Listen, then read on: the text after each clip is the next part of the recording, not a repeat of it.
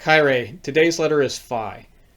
This one might be harder to recognize at first, okay? And so it's one that you might need to get used to.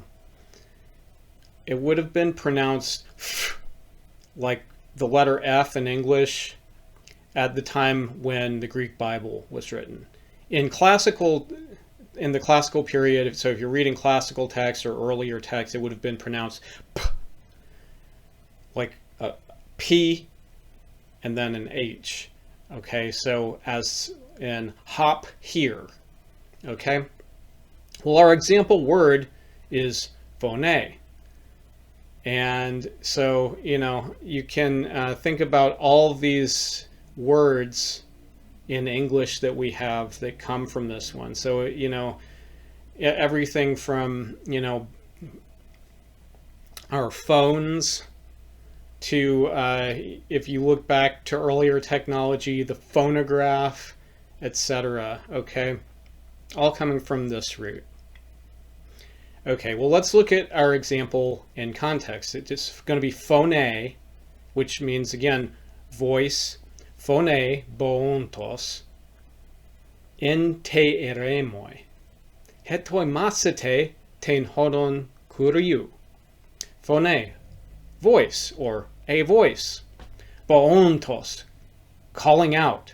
En te eremoi, in the wilderness. Hetoi masete, prepare. Ten hodon, the way. Kuriu, of Lord.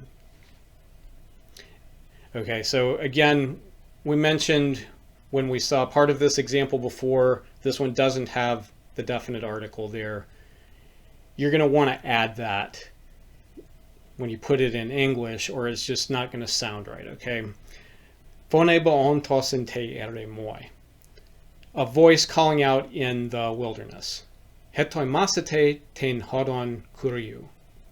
Prepare the way of the Lord. That's Matthew 3:3. Okay, so here we've got our next example. Phone ekton uranon legusa. Hutos estin ha huios mu ha agapetas in hoi eudakesa. Okay, phone, a voice, ekton uranon, out of the heavens, or from the heavens. Legusa, saying, hutos, this, estin, is, ha huios, the sun. We've seen that a number of times, right? Mu, my, ha agapetos, the beloved. En hoi, in whom, eudakesa. So this one, it's typically translated, I am well pleased, or I have been well pleased, okay? So you're going to want to come up with something, I think, that's going to fit contemporary English a little better. In whom I have delighted, something like that. So that's from Matthew 3:17. Okay, so I think you should recognize a few of the words there, including agapetos, right? Okay, so you might start getting a feel for the way that some of these endings and forms are used. Like you've got the same root, but then you've got different endings to indicate different forms or functions in a sentence for a word. So remember we had this word agapao, so the verb love. Well, here we have this ha-agapetos, so the beloved, en hoi eudakesa, in whom I'm pleased or delighted.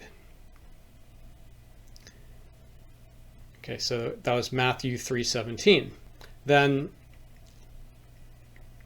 here's the next one, and I think this one's going to seem very similar.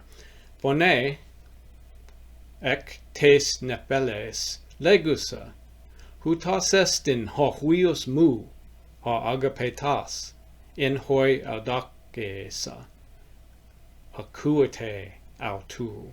Okay, so again, There's some humor in this scene, I think, we can talk about at some point. But it's also a serious message. Phone ektes nephiles.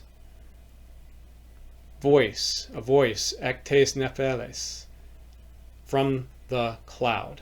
Legusa, saying, Hutos, this, estin, is, ha huios, mu, the son my, ha agapetos. Remember that one? The beloved.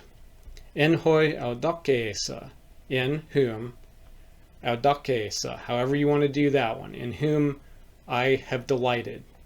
Akuite, listen, autu, to him. Okay. So, phone ek nepheles, voice from the cloud, means something different in English now than what it means here. So a voice, ektes nepheles, from the cloud.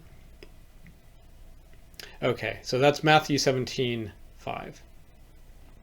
And then finally we have this one.